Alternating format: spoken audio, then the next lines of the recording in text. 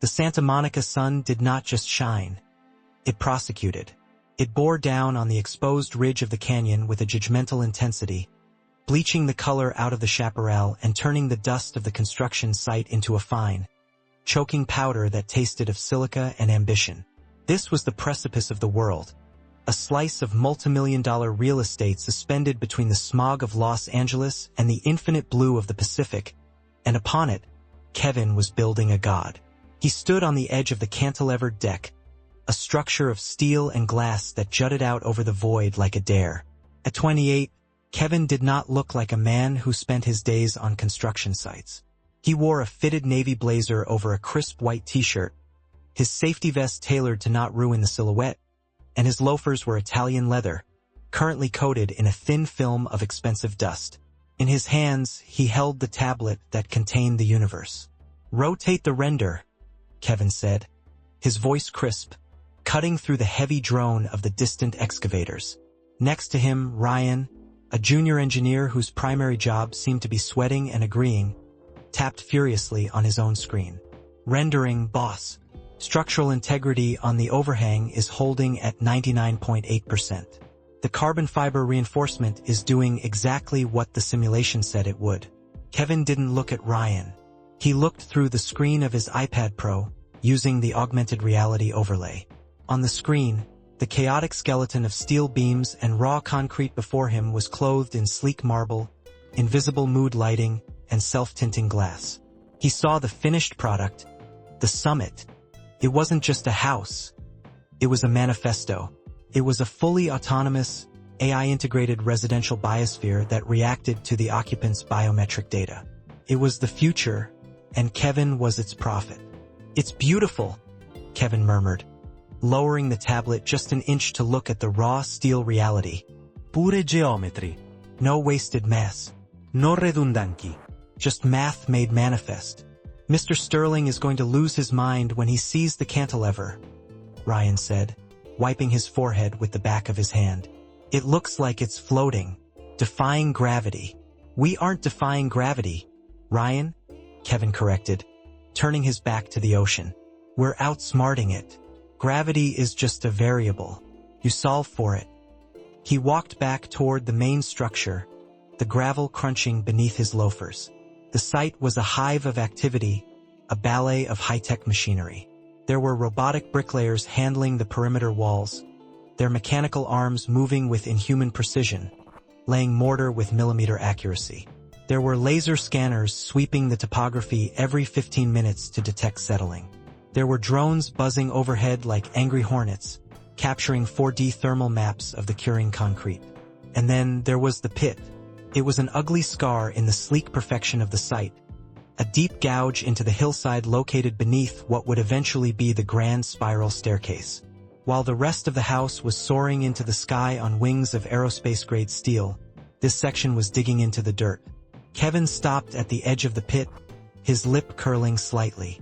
The rhythmic scrape, shuck, tap sound drifting up from the hole was distinct. It was wet, heavy, and organic. It was the sound of the past. "Is he still at it?" Kevin asked, his tone dropping several degrees. Ryan stepped up beside him, peering down. "Yeah, since 6 this morning." He refused the hydraulic lift for the stones. "He's moving them with a pulley system and a lever." "A lever, Kevin. Like Archimedes." Down in the shadows of the earth, Eli was working. From this height, the mason looked like a relic unearthed from a different century. He was a small, wire-framed man, his skin the color of deep mahogany, weathered by decades of sun and stone dust. He wore a faded plaid shirt with the sleeves rolled up to reveal forearms that looked like twisted ropes of oak root. He wasn't wearing a smartwatch or a cooling vest. He wore a canvas apron stiff with dried gray mud. Eli picked up a stone, a jagged, irregular chunk of granite that must have weighed 80 pounds. He didn't just grab it, he seemed to shake hands with it. He turned it over, feeling the grain, finding the center of gravity not with a calculation, but with a touch. Then, with a grunt that was more breath than noise, he hoisted it onto the wall he was building. Scrape. The trowel spread the mortar. Shuck. The stones settled. Top. The handle of the trowel knocked the rock into place. "It's embarrassing," Kevin said, loud enough for the sound to carry down into the pit, though he pretended he was speaking only to Ryan. "We're building a Tesla and he's installing a carburetor." The other young engineers and architects, sensing the boss's mood, gathered around the rim of the pit. It was their favorite pastime, the lunchtime theater of the Stone Age. "Hey, Ellie," Kevin called out, his voice echoing off the retaining walls. "My drone tells me your heart rate is elevated. You know we have a robotic arm that could stack that entire wall in 45 minutes, right? It doesn't get tired. It doesn't get backaches." Down in the pit, Eli paused. He didn't look up immediately. He carefully scraped the excess mortar from the joint he had just finished, returning it to his bucket. Only then did he tilt his head back, shielding his eyes with a hand that was more callous than skin. "Machines are fast, Mr. Kevin," Eli said. His voice was gravel, low and resonant. "But machines don't know which side of the stone wants to face the sun." A ripple of snickering went through the group of engineers. Ryan covered his mouth to hide a laugh. "The stone wants to face the sun?" Kevin repeated, looking at his team with mock incredulity. "Did you hear that? We've got a philosopher down there." "Eli, stones are inanimate objects. They are silicon dioxide and feldspar. They don't want anything. They go where the load-bearing schematic says they go." Eli picked up a plumb bob, a simple pointed weight on a string, and held it against the wall. He waited for it to stop swinging, watching it with the intensity of a diamond cutter. "The schematic is on paper," Eli said softly, more to the wall than to the men above. "The stone is in the ground. The ground moves. The paper stays still. You have to listen to the ground." Kevin sighed, a sharp exhalation of frustration. He tapped his iPad screen, bringing up the contract details. "I still don't know why Sterling insisted on this. Heritage craftsmanship for the wine cellar. It's a subterranean vault. No one is going to see it except the wine bottles. We could have poured a reinforced concrete shell in 2 days and been done with it." "It's the grandfather clause," Ryan reminded him. "Sterling's grandfather was a mason. Sentimental value. He wanted one room built by hand. Hand-mixed mortar. Fieldstone. The works." "It's affecting my timeline," Kevin snapped. He walked down the temporary wooden ramp, descending into the pit. The air changed as he went down. The dry, electric heat of the surface was replaced by a damp, cool heaviness. It smelled of wet earth and lime. He approached Eli, who was mixing a fresh batch of mortar. The old man wasn't using the bagged, pre-mixed chemicals from the supply depot. He was mixing sand, lime, and water in a rusted wheelbarrow, testing the consistency with his fingers. Kevin stood over him, casting a long shadow over the work area. He held up his iPad. "Look at this, Eli. This is the LiDAR scan of the site. See this red zone? That's you. You're 3 inches off the vector for the HVAC conduit. Your wall is drifting." Eli didn't look at the screen. He looked at the wall. "The wall is straight to the Earth, son. Your laser is straight to the satellite. The Earth curves. The wall curves with it. That is the most ridiculous thing I have ever heard." Kevin laughed, a harsh, barking sound. "We are building on a rigid grid. If you are off by 3 inches, the prefab ductwork won't fit. Do you understand tolerances? Do you understand that nothing in this house is cut to fit? It is manufactured to fit. If you are wrong, I have to reorder $50,000 of titanium alloy venting." Eli stopped mixing. He wiped his hands on his apron and stood up. He was shorter than Kevin, but he felt dense, rooted. He looked at the young architect with eyes that were surprisingly clear, the color of faded denim. "I won't be wrong," Eli said. "You're using a string and a rock to measure verticality in the 21st century," Kevin said, gesturing at the plumb bob. "You are the definition of error." Kevin turned to Ryan, who had followed him down. "Get the laser level. The military-grade one. Let's show him." Ryan scrambled back up the ramp and returned a moment later with a tripod-mounted device that looked like a weapon. He set it up on the dirt floor, the digital display glowing green. A perfectly straight red line sliced through the dusty air, hitting the face of Eli's stone wall. Kevin smirked, crossing his arms. Go ahead. Read the variance. Ryan squinted at the digital readout. He adjusted the knob. He frowned. He tapped the side of the machine. Well, Kevin demanded. How far off is he? 2 inches? 3? Ryan hesitated. It's 0, Kevin. Kevin froze. What? The variance is 0.00, Ryan said, looking up, confused.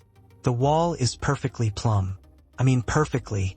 It's actually more vertical than the steel columns the robots installed on the south face. Silence descended on the pit.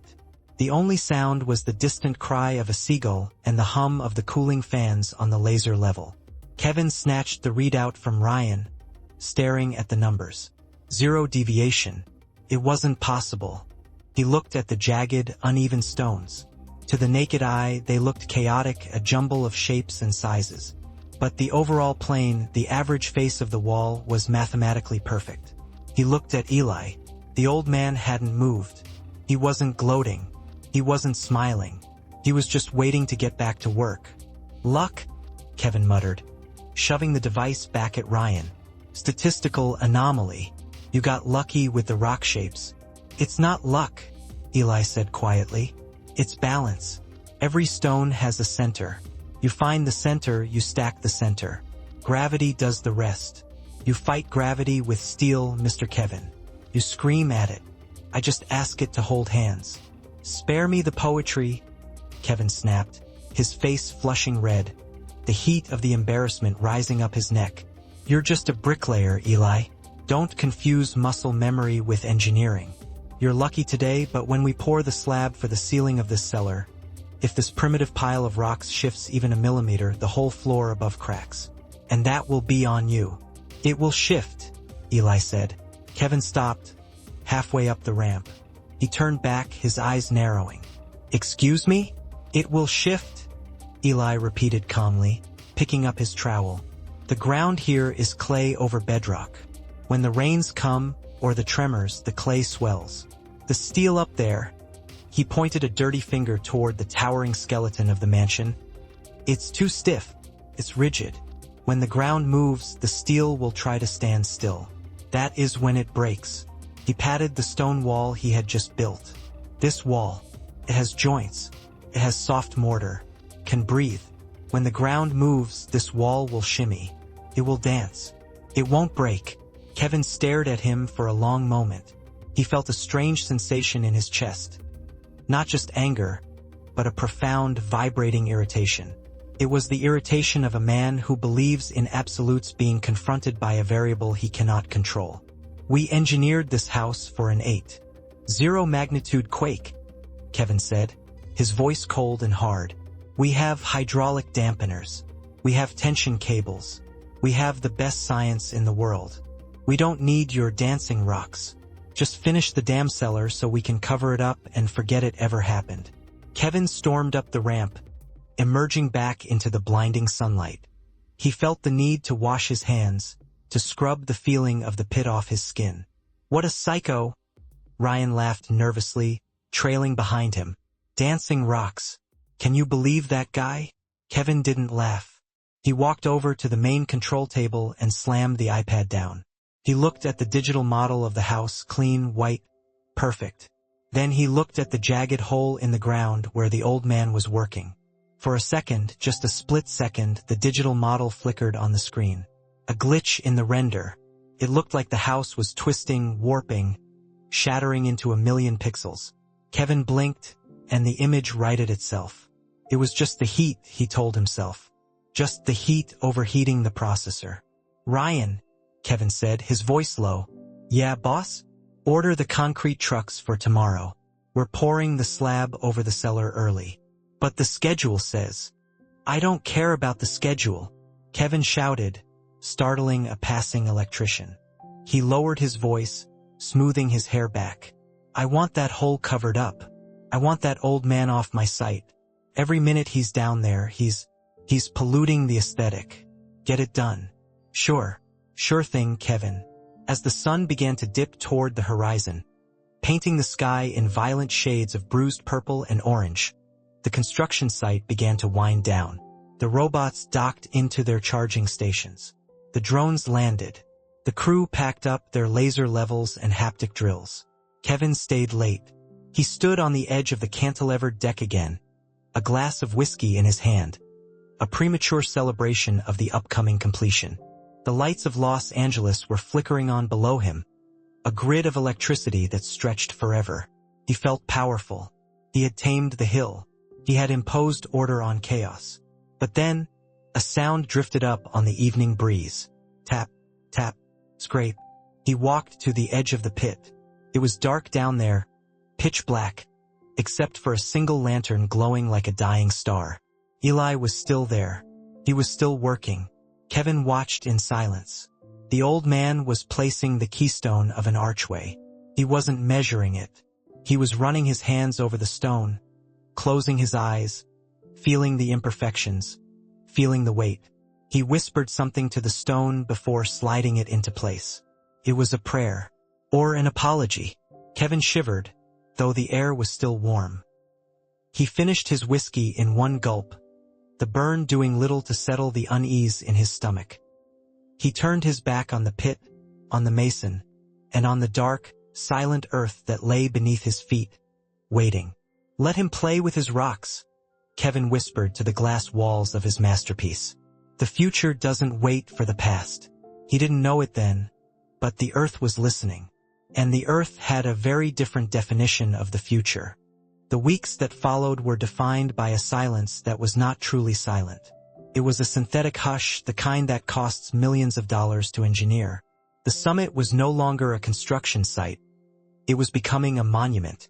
The rough growl of excavators and the percussive staccato of jackhammers had been replaced by the soft, electric hum of air filtration systems and the polite beep of calibration tools. The dust had been swept away, replaced by imported Italian marble that gleamed like frozen milk, and the smell of wet concrete had given way to the sterile scent of new carpet and volatile organic compounds off-gassing from the high-end sealant. Kevin walked through the main atrium, the heels of his loafers clicking against the floor with a sound that felt too sharp, too loud for the sanctity of the space. It was 3 days before the grand unveiling. 3 days before the press, the investors, and the architectural critics would descend upon the Santa Monica Hills to judge his masterpiece. The air conditioning was set to a crisp 68 degrees, defying the blistering heat wave that had settled over Southern California like a heavy wool blanket. Outside, the world was baking. The chaparral was brown and brittle, tinder waiting for a spark, and the air shimmered with heat haze. Inside, it was a cool, hermetically sealed capsule of perfection. He checked his tablet. The dashboard for the house's central nervous system, an AI dubbed Gaia, was a sea of calming green indicators. Structural integrity, 100%. Climate control, optimal. Hydraulic stabilization, active. The house was floating on a cushion of pressurized oil and steel, designed to counter any movement the San Andreas Fault could throw at it. It was a fortress of logic. Yet Kevin couldn't sleep. He told himself it was just pre-launch anxiety. He told himself it was the caffeine. But deep down, in the lizard brain that evolved long before algorithms, he felt a vibration. It wasn't a shake. Nothing that would ripple a glass of water, but a frequency. A low, subsonic thrum that seemed to come up through the soles of his feet and settle in his teeth. He walked to the massive floor-to-ceiling window that looked out over the infinity pool. The water was a sheet of glass, merging seamlessly with the horizon. Gaia, Kevin said, his voice echoing in the empty room. Run a diagnostic on the pool leveling. The soft, disembodied voice of the house replied instantly. Pool level is within 0.1 millimeter of absolute horizontal, Kevin. Kevin squinted. He leaned closer to the glass. To his eye, his architect's eye, trained to spot a crooked line from 50 yards away, the water looked wrong. It seemed to be listing ever so slightly to the left, banking against the overflow edge. It was a phantom tilt, something a machine would dismiss as a rounding error, but it gnawed at him. Recalibrate the sensors, he ordered. Sensors were recalibrated at 4 o'clock hours today. All systems nominal. Do it again, he snapped. Processing. He turned away from the window, rubbing his temples. The house was perfect. The data said it was perfect. Why did he feel like he was standing on the deck of a ship in a storm? He needed to check the cellar. It was the one part of the house he had avoided for the last month. The anomaly, he called it. The dark, stone tumor growing at the bottom of his sleek glass organism. He took the elevator down, bypassing the floating staircase. The doors slid open with a whisper, and the atmosphere changed instantly. The air in the wine cellar was different. It wasn't the conditioned, scrubbed air of the upper floors. It was heavy, cool, and smelled faintly of minerals and damp earth. It was a smell that triggered a primal memory, something ancient and cave-like. Eli was there. The old mason was on his knees in the far corner, near the racking that would soon hold $10,000 bottles of Cabernet. He wasn't building anymore. The walls were finished, rising in rugged, arched grandeur that looked like they had stood there for 1,000 years. He was cleaning. With a small brush and a bucket of water, he was scrubbing the mortar joints, his movements slow and reverent. "You're still here," Kevin said. It wasn't a question. It was an accusation. Eli didn't look up. He dipped his brush into the bucket. The water was dark with stone dust. "Just finishing the cleanup, Mr. Kevin. The dust settles in the cracks. You have to wash the face of the stone so it can breathe." "It's a wall, Eli. It doesn't breathe." Kevin walked into the room, his hand trailing over the rough surface of a granite block. He hated to admit it, even to himself, but the work was masterful. The joinery was so tight you couldn't slide a credit card between the stones. Yet there was a fluidity to it, a sense of organic chaos that resolved into perfect order. It clashed violently with the minimalist steel aesthetic upstairs, but it possessed a gravity the rest of the house lacked. "The inspectors signed off on it yesterday," Kevin said, crossing his arms. "They were confused. They asked where the rebar was. They asked for the stress test data sheets on the mortar mix." "And what did you tell them?" Eli asked, finally looking up. His eyes were tired, rimmed with red, but the gaze was steady. "I told them it was a decorative feature, non-structural veneer. That's the only way they would pass it without tearing it down to check for steel reinforcement." Eli chuckled, a dry sound like dry leaves skittering on pavement. "Veneer, that's a funny word. It means a lie that looks like the truth. This isn't a veneer, son. This is the root." "It's a basement," Kevin corrected. "And as of tomorrow morning, it's a finished basement, which means you are done. I want your tools, your buckets, and your superstition off my site by noon." Eli slowly stood up. His knees cracked, a sound that echoed in the stone chamber. He wiped his hands on his trousers. "I'll be gone, but before I go, you need to see this." He gestured to the corner of the room, where the stone wall met the earthen floor. There was no concrete slab there yet. The wine cellar floor was designed to be crushed gravel over dirt, for humidity control. Kevin walked over, annoyed. "What? Did you chip a stone?" Eli pointed to a small, dark patch on the dirt floor. It was wet. "A leak?" Kevin groaned, throwing his hands up. "Unbelievable. You didn't seal the exterior membrane correctly. I knew it. I knew relying on old-world waterproofing was a mistake. Now I have to get a crew in here to inject epoxy behind the wall." "It's not a leak," Eli said quietly. "Taste it." Kevin stared at him with disgust. "I am not tasting the mud, Eli." "It's salt," Eli said. "It's salt water." Kevin froze. "That's impossible. We are 3 miles from the ocean. The water table here is fresh. It's runoff from the canyon." "The water table was fresh," Eli corrected. "But the earth is squeezing. Down deep, deeper than your piles go. The pressure is changing. It's pushing the ancient brine up through the cracks in the bedrock.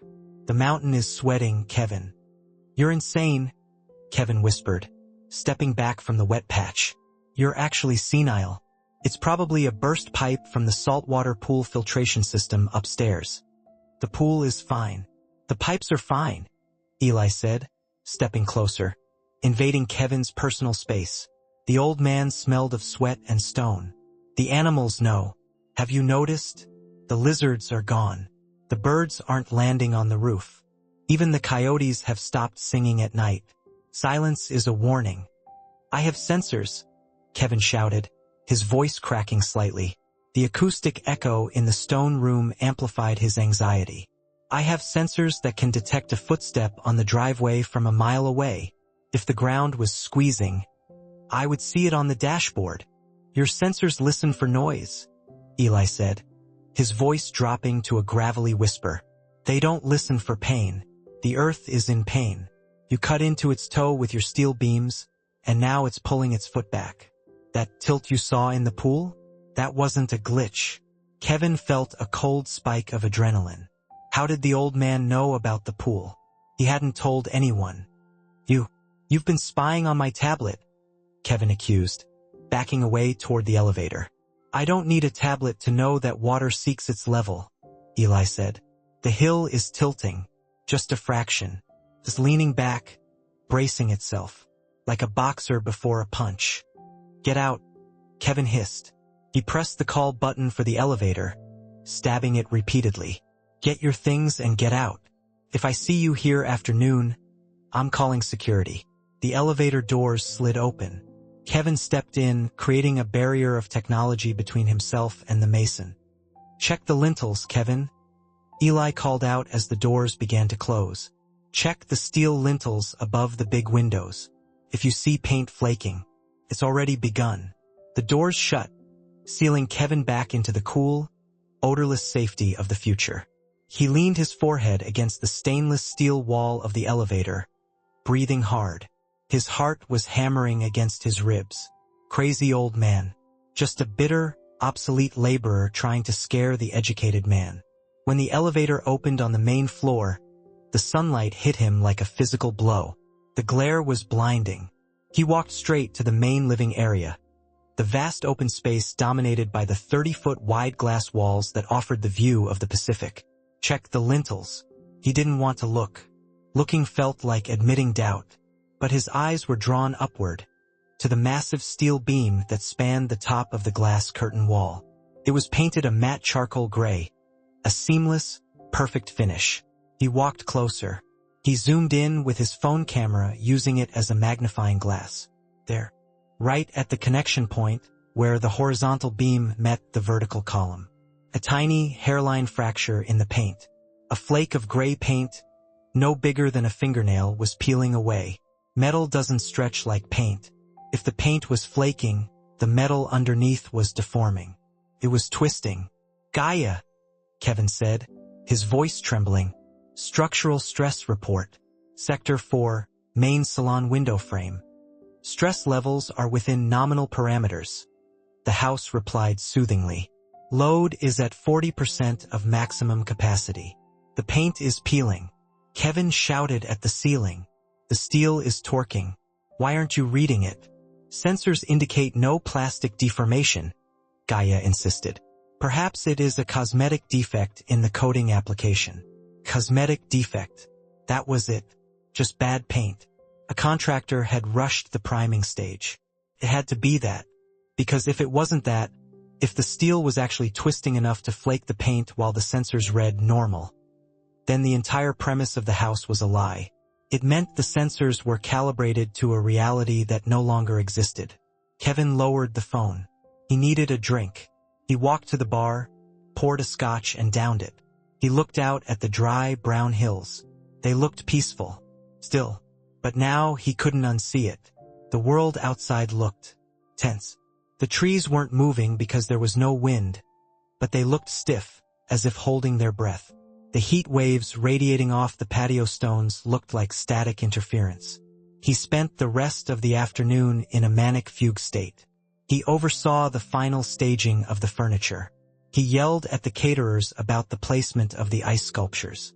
He checked the lighting presets 10 times. He did everything he could to drown out the memory of the wet patch of salt on the cellar floor. By evening, Eli was gone. The security log showed he had swiped his temporary badge out at 11:58 a.m. He had left nothing behind. No dust, no tools. The cellar was empty, save for the racks and the silent, brooding stone walls. Night fell, bringing no relief from the heat. The Santa Ana winds began to pick up, the infamous devil winds that blew hot and dry from the desert, reversing the natural flow of air. They howled around the corners of the glass house, making the sleek structure whistle like a flute. Kevin sat in the command center, a hidden office behind the kitchen, watching the weather reports. High pressure system, extreme fire danger, earthquake weather, the locals called it, though seismologists always claimed there was no such thing.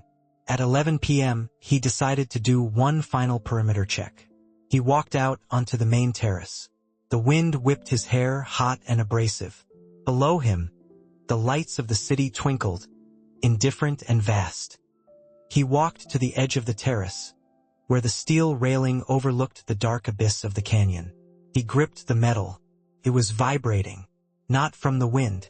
It was a buzz, a high-frequency jitter. He looked down at his feet. The expensive Italian travertine tiles were glowing faintly under the ambient landscape lighting. And then he saw it. A crack. It started at the base of the house and ran outward toward the edge of the cliff like a bolt of lightning frozen in stone. It wasn't wide, maybe a millimeter, but it was new. It hadn't been there at sunset. He dropped to his knees, touching the stone. It was hot, hotter than the air. Gaia! He screamed into his lapel mic. Status report. Ground stability. Ground stability is green. The voice replied, cheerful and oblivious. Hydraulic compensators are holding steady. There is a crack on the terrace. The ground is heating up. Thermal sensors on the exterior shell are reading ambient temperature plus solar retention. Within normal limits. You're blind. Kevin smashed his fist against the tile, skinning his knuckles. You're a $50 million blindfold. He stood up, panic rising in his throat like bile. He needed to cancel. He needed to call Sterling, the owner, and tell him to call off the party. He needed to get a structural engineer out here, a human one, not this AI ghost. He reached for his phone to dial Sterling. But before his thumb could hit the contact, a sound tore through the night. It wasn't the roar, not yet. It was a pop. A singular, loud pop, like a champagne cork the size of a cannonball. One of the massive tension cables anchoring the cantilevered bedroom to the cliffside had just snapped a single strand. The house groaned. It was a human sound, a moan of metal being asked to do the impossible. The floor beneath Kevin's feet dipped, just an inch and then bounced back. Warning! Gaia's voice changed. The soothing tone was gone, replaced by a flat, urgent monotone. Vibration detected in Sector 2. Recalibrating hydraulics. Attempting to compensate. Kevin stared at the house. The lights flickered once, twice. The illusion of perfection wavered. The beast was waking up. He looked down the driveway toward the gate. He should leave. He should get in his car and drive away, down to the flat, safe city. But his ego was a heavy anchor. This was his legacy. If he ran now, he was admitting he was a fraud. If he ran now, he was admitting the old man with the plumb bob was right. He put the phone in his pocket. He didn't call Sterling. Gaia, he said, his voice trembling but determined. Is the structural integrity critical? Compensators are stabilizing. The AI replied. Structural integrity is at 94%. Within safety margins. 94%. It was a B grade. It was passing. Fine, Kevin whispered, wiping sweat from his upper lip. It's just the wind. It's just settling. It holds. He turned back to the house, the glass reflecting his own pale, terrified face. He would host the party. He would smile. He would trust the steel. But deep in the bowels of the earth, below the sensors, below the hydraulics, below the hubris, the tectonic plates, locked together for 300 years, finally slipped their grip. The tension that had been building since the days of the Spanish missions was about to be released. And the only thing standing in its way was a web of arrogance and a room of stone. The sun died over the Pacific in a spectacle of violence, bleeding streaks of bruised purple and arterial red across the horizon. A celestial warning that the guests of the summit mistook for ambience. Inside the master bathroom, Kevin adjusted his bow tie in the mirror. His reflection was impeccable. a study in modern success, but if he leaned in close, past the veneer of the designer tuxedo and the layer of expensive moisturizer, he could see the tremor in his pupils. He swallowed 2 beta blockers without water, the chalky taste sticking to the back of his throat, and waited for his heart to stop trying to punch its way out of his ribcage. He walked out into the main salon, and for a moment, the sheer audacity of what he had built took his breath away. The summit was not merely a house. It was a transparent cathedral of ego suspended in the sky. The floor-to-ceiling glass walls, currently tinted a soft amber by the smart home system to flatter the skin tones of the arriving elite, made the structure feel weightless. It was a spaceship hovering over the darkened mass of the Santa Monica Mountains. The air smelled of white roses, chilled champagne, and the ozone scent of ionized air conditioning. It was the smell of money. "Gaia," Kevin whispered, tapping his earpiece. "Status. All systems nominal." The AI replied, her voice as smooth as polished chrome. "Ambient temperature holding at 72 degrees. Lighting profile, gala. Structural vibration dampeners are active. Current load, 42%. Any anomalies?" Kevin asked, his eyes darting to the steel lintel above the main window, where he had seen the flaking paint the night before. It had been touched up this morning by a confused maintenance worker, hidden under a fresh coat of charcoal gray. "Minor hydraulic fluctuations in the southwest quadrant," Gaia admitted, almost dismissively, "compensating within expected parameters. Enjoy your evening, Kevin." Kevin forced a smile onto his face, plastering it there like a mask, and stepped forward to greet the first wave of guests. They were the royalty of Los Angeles. Tech moguls who spoke in algorithms, actresses whose faces were as engineered as the house, and venture capitalists looking for the next defiance of nature to fund. "Kevin, my God, you've outdone yourself." It was Arthur Sterling, the owner of the summit. He was a man composed entirely of tanned leather and teeth, holding a crystal flute of vintage Dom Perignon. He slapped Kevin on the back, a heavy, enthusiastic blow that made Kevin flinch. "I feel like I'm standing on a cloud. Look at that view. You can't even see the ground." "That was the intention, Arthur," Kevin said, shaking the older man's hand. "Total separation from the earth. A floating existence. It's genius." Sterling beamed, gesturing to the crowd. "I was talking to Marcus over there. You know Marcus from the guild? And even he's jealous. Said the cantilever was impossible. Said the geology wouldn't hold it. I told him, Kevin doesn't worry about geology, he worries about geometry." Kevin's stomach churned. He looked across the room at Marcus, a rival architect with a penchant for brutalism and sustainability. Marcus was standing near the edge of the glass wall, looking down at the floor, frowning. He wasn't looking at the view. He was looking at the liquid in his glass. Kevin excused himself and weaved through the crowd, grabbing a glass of champagne from a passing tray. Not to drink, but to have something to hold. He approached Marcus. "Enjoying the structural defiance, Marcus?" Kevin asked, his voice tighter than he intended. Marcus looked up, his expression unreadable. "It's impressive, Kevin. Visually, it's stunning. But, is it just me? Or is the floor humming?" Kevin laughed. A sharp, brittle sound. "That's the HVAC system. High-velocity airflow. We're cycling the air every 3 minutes to keep it fresh." "No," Marcus said slowly, tilting his glass again. The golden liquid inside was trembling, creating tiny, concentric rings that rippled outward from the center. "That's not air. That's resonance. Feels like tension, like a guitar string wound too tight."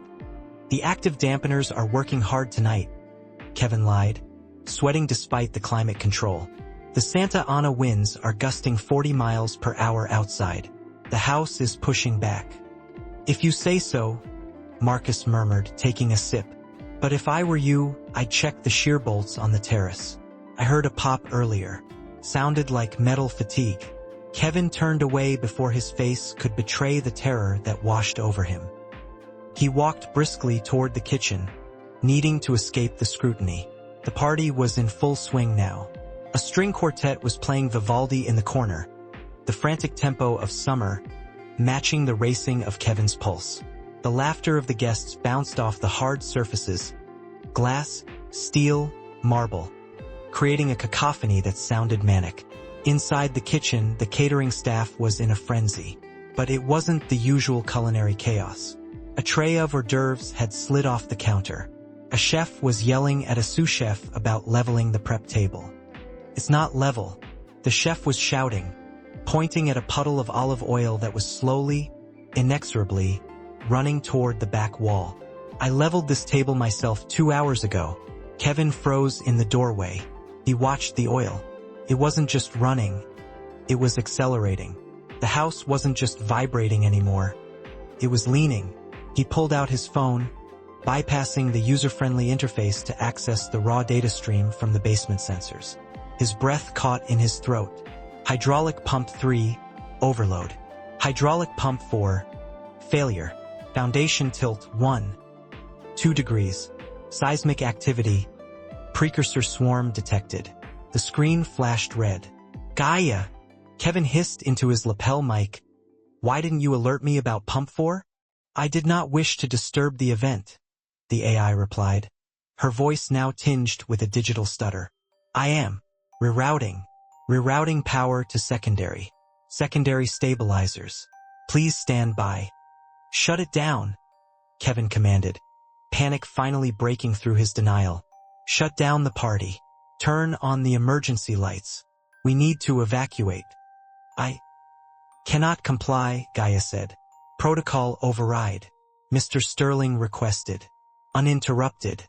Uninterrupted ambiance.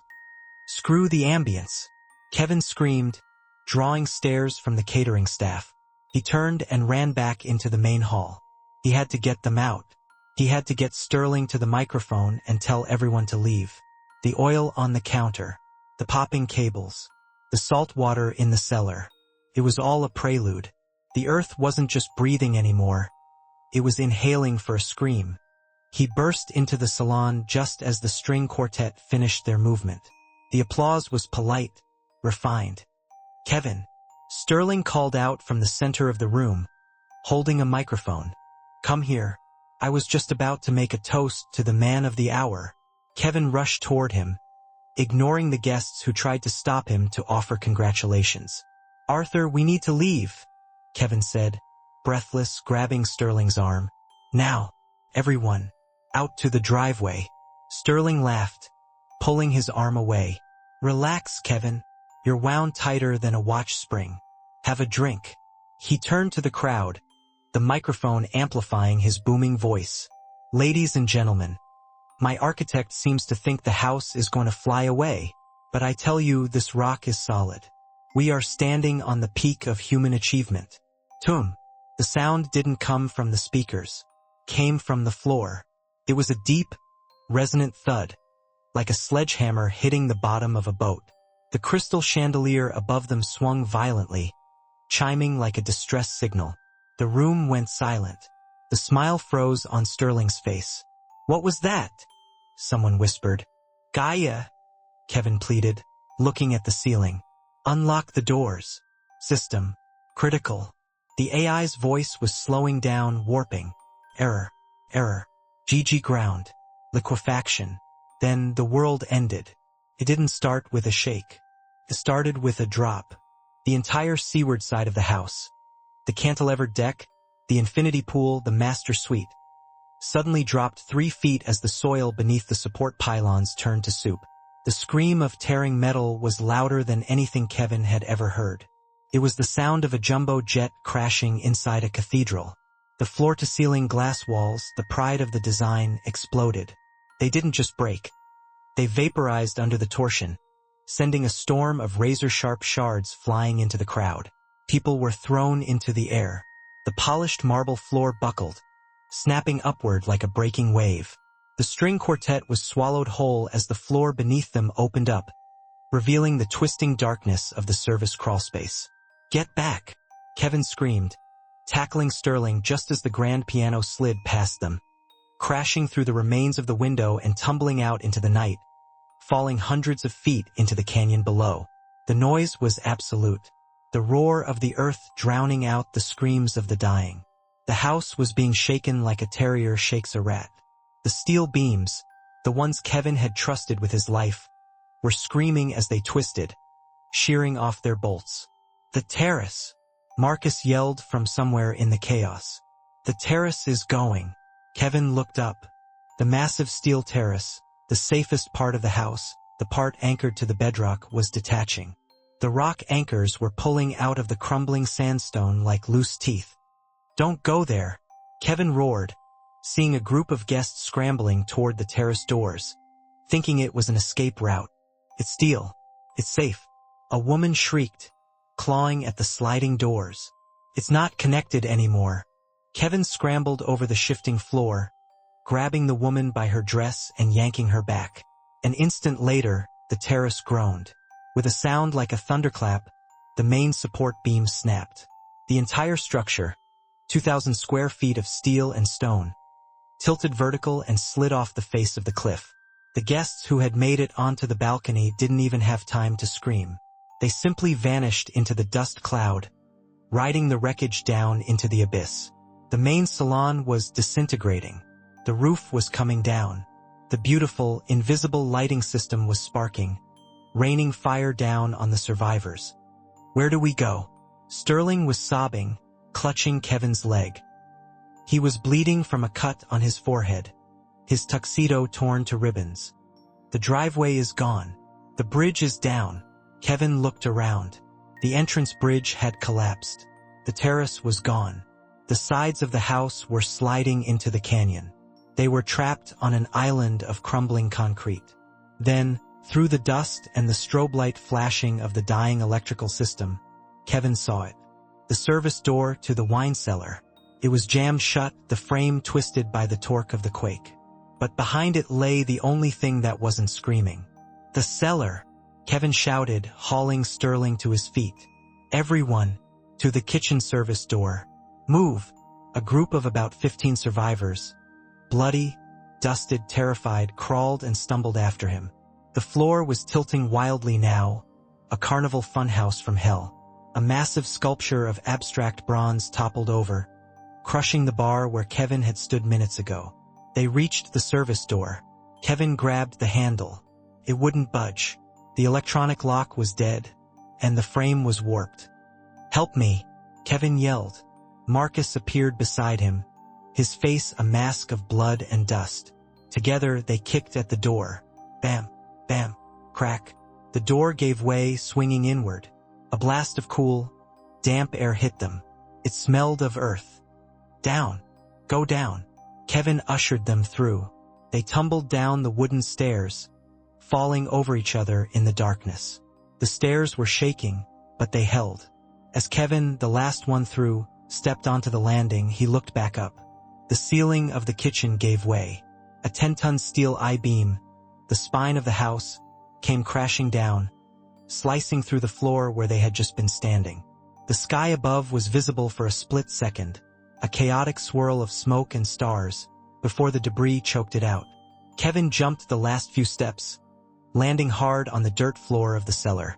Silence, or rather a relative silence. Above them, the mountain was still eating the house. The screech of metal and the thunder of collapsing concrete was deafening, but it sounded distant, muffled by tons of earth and stone.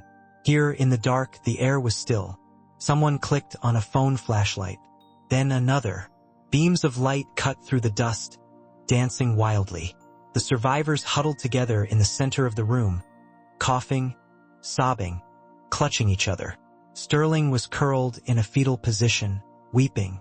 Kevin stood up, his legs shaking so hard he could barely keep his balance. He swept his flashlight beam around the room. The wine racks had toppled, creating a sea of broken glass and spilled red wine that looked terrifyingly like blood. But the walls. Kevin walked to the nearest wall. He touched it. The rough, granite stones were vibrating. They were humming. He could feel the massive tectonic energy passing through them, a current of violence that could shatter cities. But the stones were moving. He watched, mesmerized. A large cornerstone shifted to the left, grinding against its neighbor.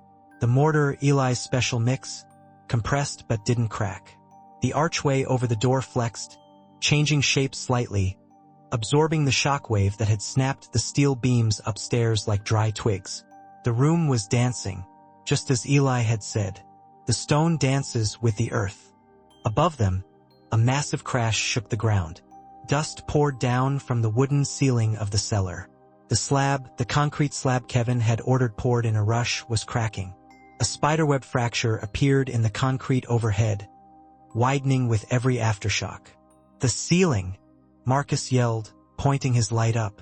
"The slab is going to fail. It's going to crush us." "No," Kevin whispered, his eyes fixed on the stone arches. Look, the concrete slab was indeed cracking, failing under the weight of the collapsed house above. But it wasn't falling. The edges of the slab were resting on the stone walls.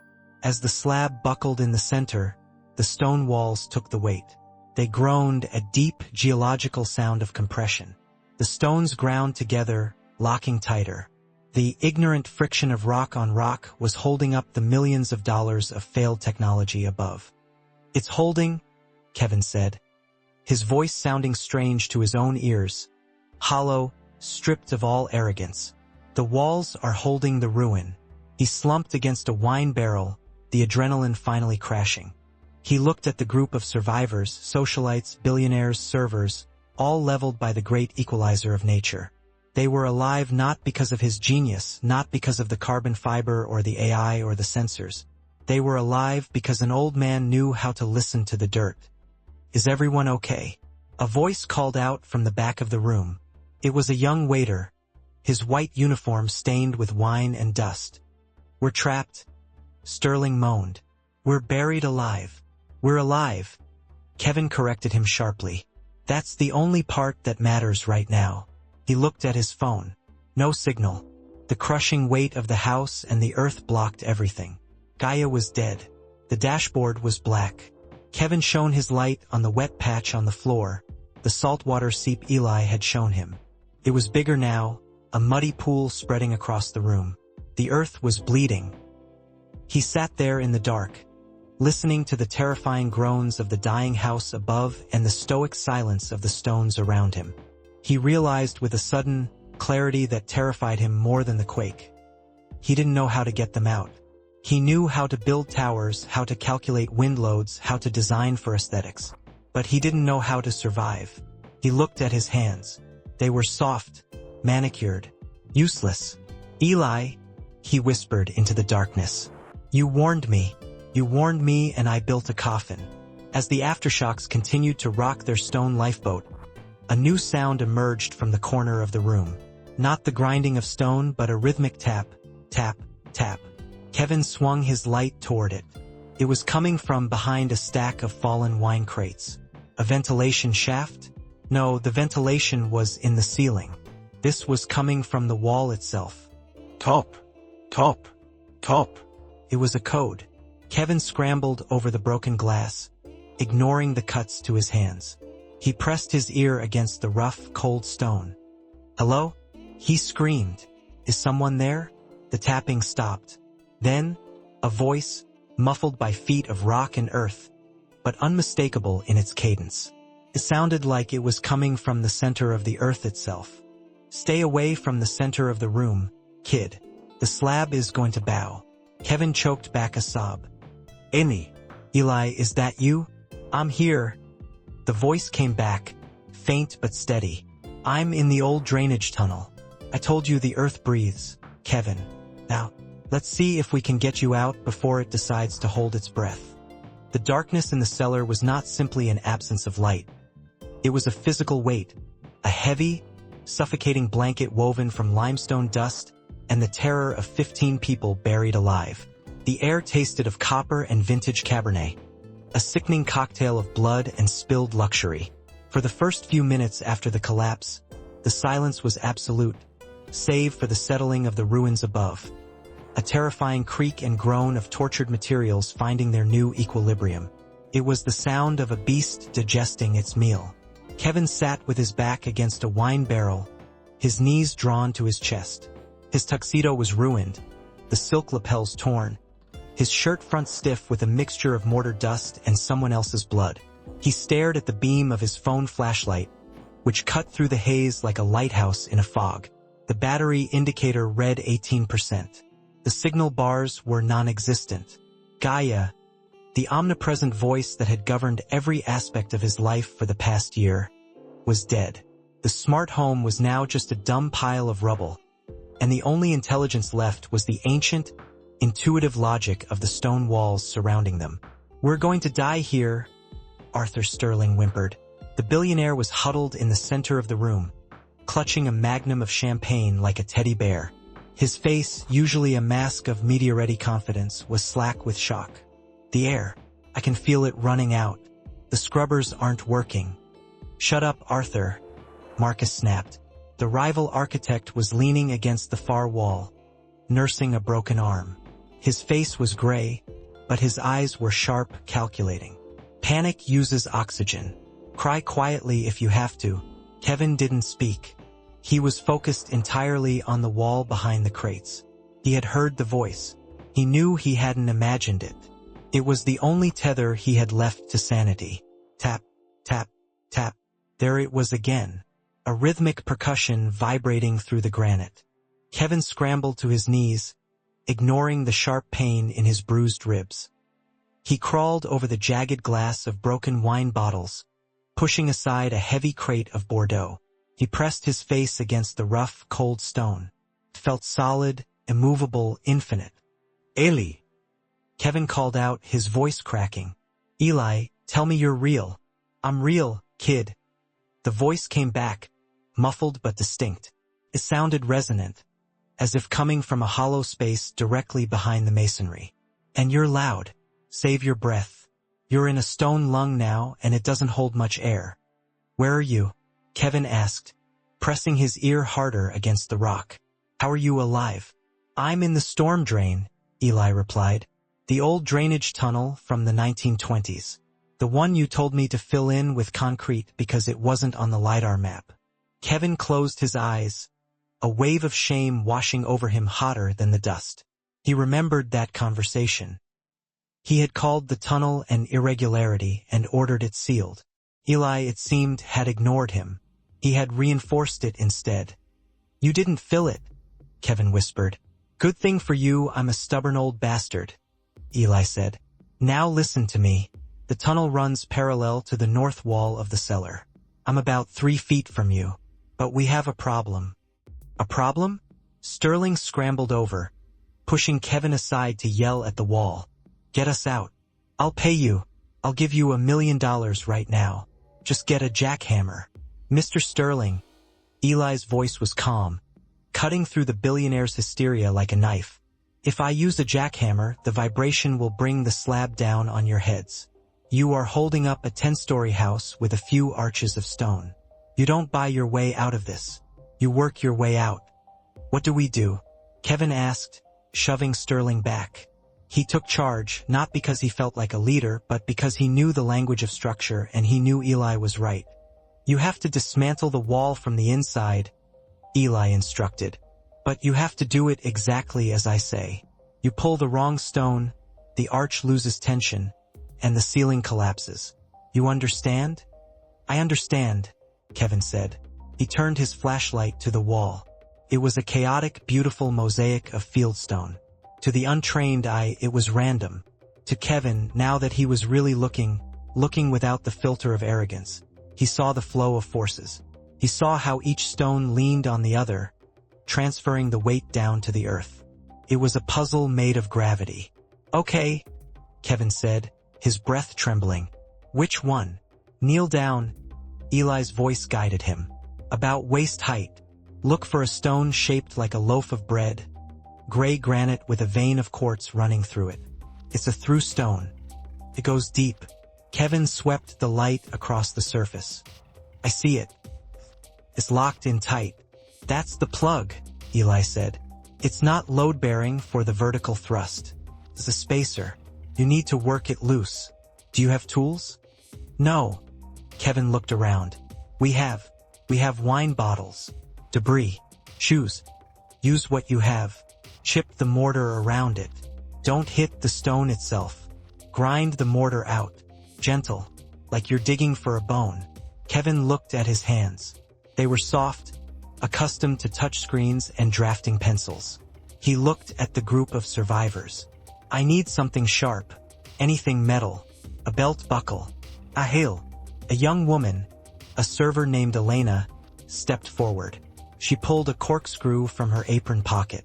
It was a waiter's friend, heavy stainless steel. I have this. Kevin took it. It felt ridiculously small against the massive wall. Okay, someone hold the light. Marcus shifted forward, taking the phone with his good hand. I got it. Don't screw this up, Kevin. Kevin knelt before the wall. He jammed the tip of the corkscrew into the mortar joint surrounding the granite loaf. The mortar was Eli's special mix, lime and sand, not the hard Portland cement Kevin was used to. It was firm but yielding.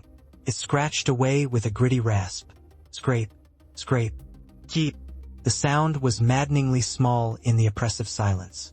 Faster, Sterling hissed, pacing behind them. The air is getting hot. Can't you feel it? We're suffocating. He can't go faster, Arthur, Marcus growled without looking back. If he vibrates the wall too much, the keystone slips. If the keystone slips, you become a very rich pancake. Kevin worked. Sweat stung his eyes. The dust coated his tongue. His knuckles scraped against the rock, tearing the skin, mixing his bright red blood with the gray dust. He didn't stop. He focused on the tip of the corkscrew, on the grains of sand giving way. He thought about the iPad. He thought about the clean, white lines of his digital renders. How easy it was to delete a wall in the software. Select, delete, gone. Real walls didn't delete. Real walls fought back. Talk to me, Eli, Kevin panted, digging deeper into the joint. How does it look out there? Bad. Eli admitted, his voice close. The ridge is gone. The whole north face of the property slid into the canyon. The fire department is up on the main road, but they can't get down here. The ground is too unstable for the trucks. They're shining searchlights, but they're looking at a grave, Kevin. We're not dead yet, Kevin grunted, putting his weight into the tool. The corkscrew bent slightly. The aftershocks are coming in waves, Eli continued. Small ones, but the big one loosened the mountain's belt. The soil is liquefying. I can hear water running. Not pipes. Groundwater. Kevin froze. He looked down at the wet patch on the floor behind him. It had grown. It was no longer a patch. It was a puddle, inching toward his knees. The salt smell was stronger now, overriding the wine. The water is rising in here too, Kevin said.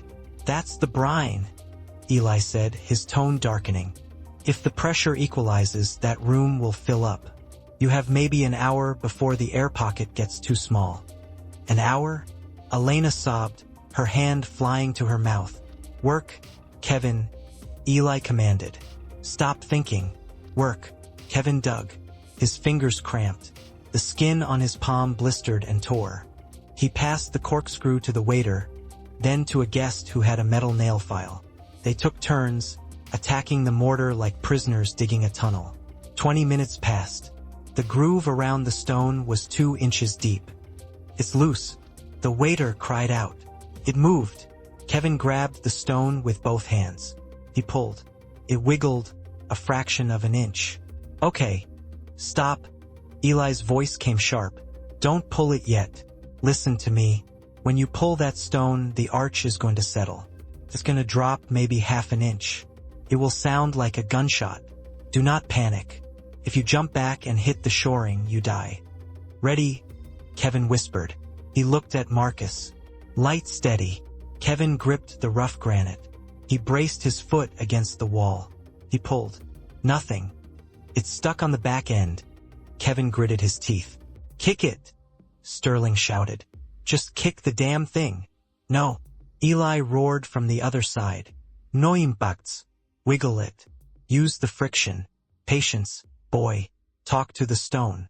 Talk to the stone. Kevin closed his eyes. He felt the weight of the rock. He felt where it was binding. He stopped fighting it and started guiding it. He shifted his weight, rocking it gently up and down, side to side, matching the rhythm of his own breathing. Grind, slide, grind. Suddenly, the stone gave way. It slid forward with a heavy scraping sound. Kevin pulled it free, the 80-pound rock falling into his lap and knocking the wind out of him. Crack! The sound came from the ceiling. A cloud of dust puffed down. The survivors screamed and huddled on the floor. Kevin froze, hugging the stone in his lap, waiting for the crush. The room groaned. The walls ticked, but they held. The arch had settled, locking itself tighter into the new configuration. Clear! Kevin choked out. Clear, Eli said. Kevin rolled the stone aside and looked into the hole. It was dark, but a faint, cool breeze touched his face. It was the sweetest thing he had ever felt. I see you, Kevin whispered. Through the 6-inch gap, he saw a dirty, calloused hand holding a heavy-duty flashlight. Then, Eli's face appeared, framed by the jagged opening. He looked like a coal miner, covered in soot, bleeding from a cut above his eye, but grinning with a mouthful of white teeth. You look like hell, Mr. Architect, Eli said. You're beautiful, Eli. Kevin laughed, a hysterical edge to his voice. Tears streamed down his face, cutting tracks through the dust. Okay, victory lap later, Eli said, shining his light into the cellar. He assessed the group. 15 of you? It's going to be tight. The tunnel is narrow. You have to crawl single file. And it's wet. Can we widen the hole? Marcus asked, peering through. Negative. Eli shook his head. I took a risk pulling that one stone. Any more and we compromised the lintel. You have to squeeze. Smallest first. Kevin turned to the group. Elena, you go first. The young server nodded, wiping her eyes. She approached the hole. It was barely wider than her shoulders. Arms forward, Eli instructed. Like you're diving. I'll pull you. She wriggled into the gap. Her dress caught on the rough stone. She panicked, thrashing. Stop, Eli said gently. Breathe. The stone doesn't want to hurt you. Just breathe out and slide. She exhaled, making herself small. Eli grabbed her wrists and pulled. With a grunt of effort, she popped through to the other side. I'm out, she cried, her voice echoing in the tunnel. I'm out. A wave of relief washed over the room. It was possible. Next, Kevin ordered. One by one, they fed the survivors into the wall. It was a slow, grueling process. Each person had to be coached, calmed, and physically shoved through the aperture. Sterling was the problem. He was a large man, broad-shouldered and carrying extra weight around the middle. When it was his turn, he looked at the hole with disdain and terror. I can't fit in that, Sterling said, shaking his head. It's a rat hole. I'm claustrophobic. It's the only way out, Arthur, Kevin said, grabbing his arm. The water is at our ankles now. Look, the brine was rising faster. The pressure from below was forcing it up like a geyser in slow motion. Make it bigger, Sterling demanded, backing away. Use the corkscrew. Take out another stone. We can't, Kevin said. I am Arthur Sterling. I own this mountain. I order you to. Rumble. The floor jumped. A massive aftershock hit. The concrete slab ceiling cracked wide open. A chunk of concrete the size of a microwave fell, smashing the wine barrel Kevin had been sitting against moments ago. The room tilted violently. The water sloshed, turning into a muddy wave. Go! Kevin screamed, shoving Sterling toward the hole. Now! Sterling, fueled by pure terror, dived at the hole. He got his head and shoulders through, but his hips stuck. I'm stuck, he screamed, his voice muffled from the other side. Pull me, pull me. Eli was pulling. Kevin could see the old man's arms straining, veins popping, but Sterling was wedged tight. Push him, Eli yelled to Kevin. Kevin planted his feet against the wall and shoved Sterling's backside. It was like pushing a boulder. It's not moving, Kevin yelled. He's caught on the sash. Eli sorted. His belt. Cut his belt. The aftershock was intensifying. The stone arch around the hole was grinding. Dust was pouring down in a curtain. "Arthur!" Kevin yelled at the flailing legs. "Suck it in." Kevin fumbled for the corkscrew. He couldn't find it in the rising muddy water. He grabbed a shard of broken glass. "Sorry, Arthur," Kevin muttered. He reached into the hole and slashed at Sterling's expensive leather belt. The leather snapped. Sterling's pants loosened. "Push!" Eli roared. Kevin threw his shoulder into Sterling's rear. With a sickening scrape of fabric and skin against rock, the billionaire popped through like a cork, tumbling into the mud on the other side. "He's through," Eli yelled. "Next. Fast." Only Kevin and Marcus were left. "Go," Kevin said to Marcus. "My arm," Marcus grimaced, clutching his broken limb. "I can't crawl." "I'll push you. Eli will pull." "Go." Marcus nodded grimly. He slid into the hole, groaning in pain as his broken arm bumped the stone. Kevin shoved him through efficiently. Now it was just Kevin. The room was dying. The water was at his calves. The ceiling was bowing downward in the center, the rebar singing a high-pitched song of failure. The air was thick with carbon dioxide. Kevin felt dizzy, his vision tunneling. He looked around the cellar one last time. The tomb he had built. "Kevin!" Eli's voice was urgent. "The tunnel is unstable. We have to move. Come on." Kevin dropped to his knees in the mud. He crawled toward the light. He put his head through the hole. The drainage tunnel on the other side was a nightmare. It was a cylindrical pipe of old brick and concrete, barely 3 feet in diameter, slick with slime and running with dark water. Eli was there, crouched like a gargoyle, his face streaked with concern. "Give me your hand," Eli said, reaching out. Kevin reached. His fingers brushed Eli's. Crack boom. The keystone above the hole, the one holding the lintel, shifted. The vibration of the aftershock finally overcame the friction. "Look out!" Kevin screamed, pulling his hand back. A massive stone slab from the cellar ceiling detached and slammed down right in front of the hole on the inside. It missed Kevin's legs by inches, but it sealed the opening. Kevin was pulled back into the darkness. "Kevin!" Eli screamed from the other side. The light from his flashlight was cut off instantly. Kevin was alone in the dark again. The exit was blocked. The slab had fallen across the hole, leaving only a tiny crack of air, maybe an inch wide. "No," Kevin whispered, clawing at the massive slab. "No, no, no." "Kevin!" Eli's voice came through the crack, sounding terrified for the first time. "Are you hurt?" I'm trapped. Kevin yelled, pounding on the concrete.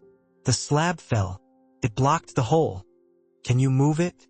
"It's a ton of concrete, Eli. It's the ceiling." The water was rising. It was at his knees now. "Okay." Eli's voice was shaking. "Okay, listen to me. Don't panic. There might be another way." "There is no other way." Kevin screamed, the water cold against his skin. "This was it. You said this was the lung." "The lung is collapsing," Eli said. "But the throat might still be open." "What are you talking about?" "The dumbwaiter," Eli said. "The old service shaft for the original 1920s cabin. It was behind the north racks. You built the drywall over it, remember? You said it was useless space." Kevin's mind raced. The architectural plans. The demolition phase.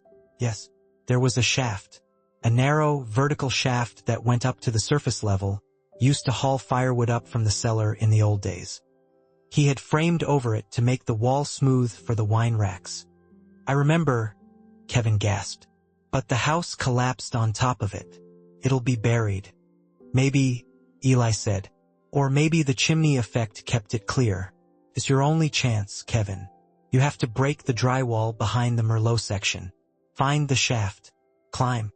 "Climb?" Kevin laughed. A broken, watery sound. "I'm an architect, Eli. I don't climb. And the house is gone. What am I climbing into?" "You're climbing into the ruins," Eli said firmly. "I'll run up the hill to where the shaft comes out. I'll drop a line. But you have to get into that shaft before the water fills the room. You have maybe 5 minutes. Don't leave me." Kevin pleaded, pressing his face to the crack where Eli's voice was coming from. I'm not leaving you, Eli said. I'm going to the top. I'm going to catch you. Now move. Break the wall. The light from Eli's flashlight disappeared as he scrambled away down the tunnel. Kevin was in total darkness. The water swirled around his waist. He fumbled for his phone. Dead. He had no light. He had to find a specific section of wall, break through it, and climb a vertical shaft into a collapsed building, blind while drowning. He stood up, the water dragging at his clothes. He waded through the blackness, his hands outstretched, feeling for the wine racks. He found the wood. He counted the sections by touch. Cabernet, Pinot, Merlot. He ripped the wine bottles out, throwing them into the water. Splash, splash, splash. He kicked the wooden rack. It splintered. He tore it away.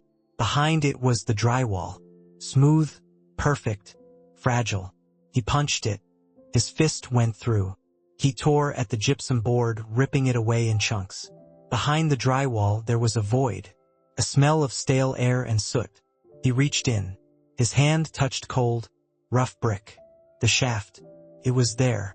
But as he reached up, feeling for a handhold, the water rose to his chest. And from above, down the shaft, came a sound. Not light, not a rope, sand. A trickle of sand and small rocks pattered down onto his head. The shaft was damaged. It was unstable. Kevin pulled himself into the narrow brick chimney, bracing his back against one side and his feet against the other. The water lapped at his heels. He looked up into the column of absolute blackness. Okay, he whispered to the dark. Don't think. Just climb. The shaft was a throat of rough, cold brick, no wider than a coffin standing on end, and it smelled of 80 years of soot and the dead, stale breath of the mountain. Kevin pressed his back against the rear wall and his feet against the front, suspending himself over the rising black water by nothing but the friction of his ruined tuxedo and the desperate trembling of his quadriceps. He was not climbing. He was writhing upward, an inchworm of panic in a vertical tunnel of absolute darkness. Every movement was a negotiation with gravity. He would lock his legs, slide his back up 6 inches, the rough masonry shredding the silk of his jacket and flaying the skin over his shoulder blades, then brace his back and pull his knees up, his hamstrings screaming in protest. It was a technique he had seen once in a movie, a theoretical geometric solution to a physical problem, but in practice it was agony. The air in the shaft was different from the cellar. It was hot, dry, and thick with the dust of the collapse above, clashing violently with the damp, salty chill rising from below. Below him, the water churned. It wasn't a passive flood. It was aggressive, fed by the pressurized aquifer that had finally burst through the cellar floor. He could hear it slapping against the bricks, a wet, sucking sound that seemed to be counting down. Slap, slap, slap. With every sound, the cold tongue of the brine licked higher, nipping at the heels of his loafers. He kicked off his shoes. They were heavy, useless weights. They fell with a wet plop, gone instantly. Now he climbed in his socks, his toes curling against the slime-slicked bricks, searching for purchase in the mortar joints that Eli's predecessors had laid down in the 1920s. Don't think, he gasped to himself, the sound trapped in the narrow space. Don't think about the height. Don't think about the tons of concrete balancing on top of this chimney. But he was an architect. Thinking about structure was his curse. He knew exactly what he was crawling inside. This was an unreinforced masonry shaft, a rigid tube moving through a liquefying soil mass. It was the most dangerous place on Earth to be during an aftershock. If the Earth moved again, this shaft wouldn't bend like the steel frames he loved. It would shear. It would snap like a piece of chalk, and he would be severed in half. He pushed the thought away, replacing it with the image of the blue lines on a blueprint, the only straight lines left in his world. Just go up. High above, on the surface of the ruined world, the night was screaming. Eli clawed his way out of the drainage pipe exit, tumbling down a scree slope of loose gravel and manzanita bushes before finding his footing. He stood up and looked back at the summit. It was unrecognizable. The sleek, Horizontal lines of the modern masterpiece had been crumpled into a chaotic, jagged mess, like a piece of paper crushed in a giant's fist. The main roof had pancaked onto the living room. The cantilevered deck was gone, swallowed by the canyon. Searchlights from the fire trucks parked up on the main access road cut through the swirling dust clouds, painting the destruction in stark, ghostly white. The sirens were wailing, a dissonant opera of emergency, but the trucks weren't moving down the driveway. They couldn't. The driveway had slid away, leaving a 20-foot gap of unstable earth. "Hey!" Eli screamed, waving his flashlight at the distant firefighters. "Down here, there are survivors." A voice crackled over a loudspeaker, distorted by the wind and distance. "Evacuate the area. The slope is unstable. Fall back." They weren't coming. Not yet. They were waiting for the ground to stop moving, following protocol. But Eli knew the ground wasn't done, and neither was the water. He turned his back on the lights and scrambled up the debris field that used to be the north garden. He had to find the chimney cap. It was a nightmare of navigation. The landscape he knew, the garden paths, the retaining walls, the old oak trees, was gone, buried under shards of glass and twisted titanium panels. He was walking on a graveyard of wealth. He slipped on a slab of marble countertop, cutting his hand, but he didn't stop. He had to triangulate. The old cabin's footprint was under the guest wing. The chimney for the dumbwaiter would have been vented through the roof of the garage structure. He climbed over a crumpled section of the solar array, the glass panels crunching under his boots like ice. Where is it? The dust was blinding, stinging his eyes. He stopped, closing his eyes for a second, trying to feel the house. Not the house Kevin built, but the bones underneath. The hearth is the heart, his father had taught him. Find the heart. He visualized the old blueprints, the ones faded and yellowed that Sterling had shown him once. The chimney was brick, red brick. Everything else here was gray concrete and white steel. He scanned the wreckage. There, jutting out of a pile of pulverized drywall and insulation like a broken finger. A stump of red brick, barely 2 feet high, capped with a rusted metal vent. It was miraculous. The steel frame of the garage had collapsed around it, shielding it from the main impact of the falling second floor. Eli ran toward it, sliding down a slope of loose roof tiles. He threw himself onto his knees beside the brick stump. It was hot to the touch. "Kevin!" He roared into the metal vent, putting his mouth right against the rusted grate. "Kevin, can you hear me?" Deep in the earth, the sound reached Kevin as a faint, metallic vibration. It wasn't a voice. It was just a change in the frequency of the silence. But it was enough. "Annie." Kevin screamed back, his voice raw. "I'm here." "I'm climbing." He was exhausted. His arms were trembling so violently he could barely hold his position. He had ascended maybe 20 feet, but the shaft seemed endless. The friction was rubbing the skin off his back. He was bleeding, sweating, and crying, a smear of biology in a tube of masonry. "Keep coming." Eli's voice drifted down, clearer this time. "You're close. I can hear you." Kevin lunged upward, pushing hard with his legs. His head struck something hard. He cried out, ducking instinctively. He reached up. His hand met an obstruction. It wasn't the sky. It was a steel pipe, thick and cold, that had pierced through the brick wall of the shaft like a spear. It was part of the modern plumbing system, a seismic gas shutoff valve assembly that had been driven through the old chimney by the collapse. It blocked almost the entire shaft. There was a gap of maybe 6 inches on one side. "Eli," Kevin sobbed. I can't get through. It's blocked." "What is it?" Eli's voice came down, urgent. "A pipe. A gas line. It's right across the shaft. Can you break it?" "It's steel schedule 40. I don't have tools." Kevin hammered his fist against the pipe in frustration. The sound rang out, a hollow gong of defeat. The water was waist-deep now, swirling around his hips, buoyant and cold. It was lifting him, but it was also drowning him. The air in the small space below the blockage was running out, replaced by the rising brine. "Squeeze past it," Eli yelled. I can't fit. You have to. Exhale. Empty your lungs. Break your ribs if you have to. But get past that pipe. Kevin looked at the 6-inch gap. It was impossibly small. He looked down. The black water was calm, patient. It would be so easy to just let go. To just slide down into the cool, dark quiet. He was so tired of fighting.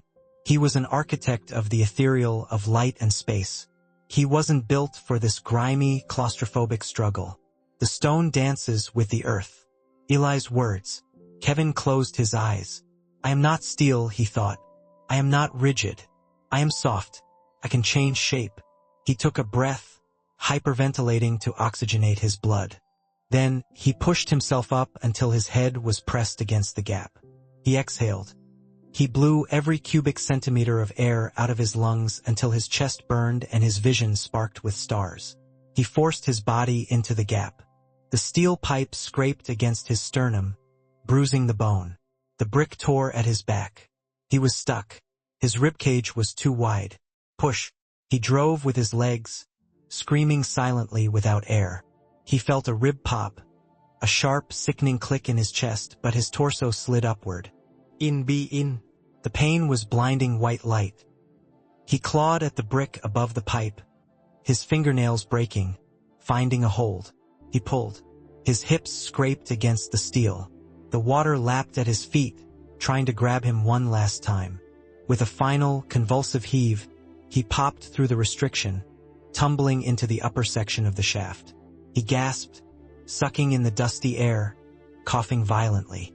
His chest felt like it was on fire, but he was through. I'm through, he wheezed. I see your hand, Eli shouted, though he couldn't possibly see down that deep. Come on. 10 more feet. Kevin looked up. He could see a faint gray light now. The vent. The exit. But the shaft here was damaged. The earthquake had shifted the bricks. The smooth vertical walls were jagged, offset by inches. It was like climbing the inside of a serrated knife. He reached up, grabbing a protruding brick, crumbled in his hand. He slid back down 2 feet, his heart lurching. Careful. He whispered to the house. Hold me, please. He moved slower now, testing every hold. The adrenaline was fading, leaving only a leaden heaviness in his limbs. He was lifting dead weight. Above him, on the surface, Eli was frantically working on the vent cap. It was rusted solid to the brick stump. He grabbed a piece of twisted rebar from the rubble and jammed it into the grate, using it as a lever.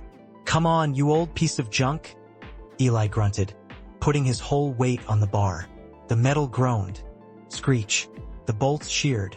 The grate popped off, clattering down the roof. Eli peered into the hole. It was a black pit exhaling heat. He shone his flashlight down. Far down, maybe 15 feet, he saw a pale face covered in soot and blood, eyes wide and terrified, looking up at him. Kevin! Eli reached down, but his arm was too short. I can't reach you. You have to climb higher. I can't. Kevin's voice was a whisper. There are no holes. The bricks are. They're smooth here, plastered. Eli looked around wildly. He needed a rope, a hose, anything. The fire trucks were too far away. The rubble around him was mostly sharp shards of glass and metal. Then he saw it. The wreckage of the smart home central nervous system. A bundle of thick, orange, high-voltage conduit cables was sticking out of the ruined wall of the garage, severed by the collapse. Eli scrambled over to it. He grabbed the cable. It was buried under a slab of concrete. He pulled. It didn't move. Damn it. Eli roared. He dug at the rubble with his bare hands, tearing his fingernails, throwing rocks aside. He freed a loop of the cable. He needed more slack. He wrapped his hands around it and heaved, his back straining, his old muscles burning. The cable gave way, pulling free from the wall with a shower of sparks from the dead wires. He had about 10 feet of heavy-gauge copper wire sheathed in plastic.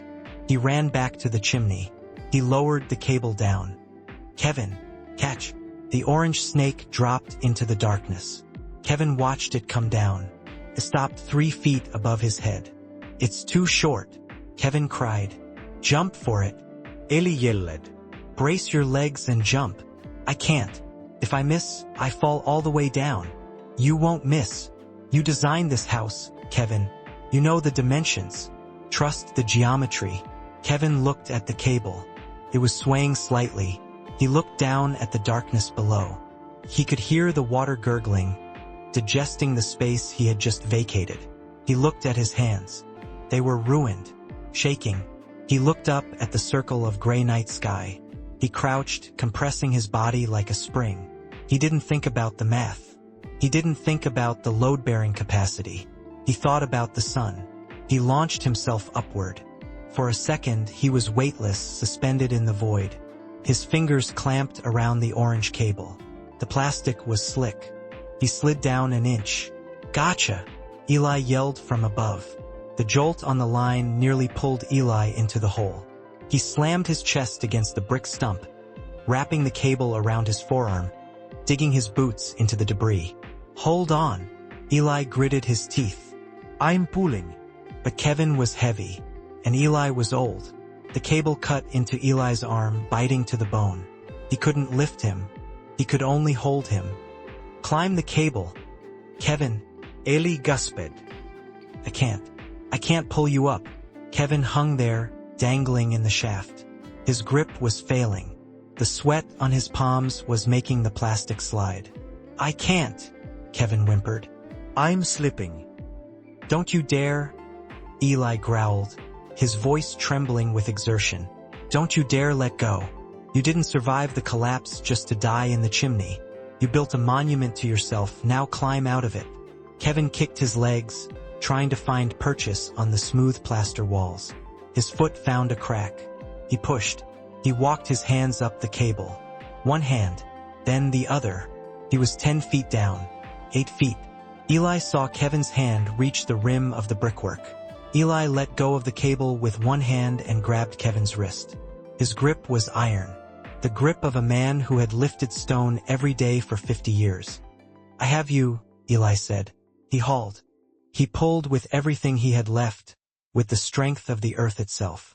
Kevin scraped over the rough edge of the bricks, his stomach hitting the rim. He scrambled, kicking, clawing at the roof tiles. He rolled out of the hole and onto the debris, collapsing onto his back. He gasped, choking on the fresh air. The sky was vast above him. The stars were out, indifferent and beautiful. Eli slumped beside him, breathing like a broken bellows, clutching his bleeding arm. For a long minute, neither of them spoke.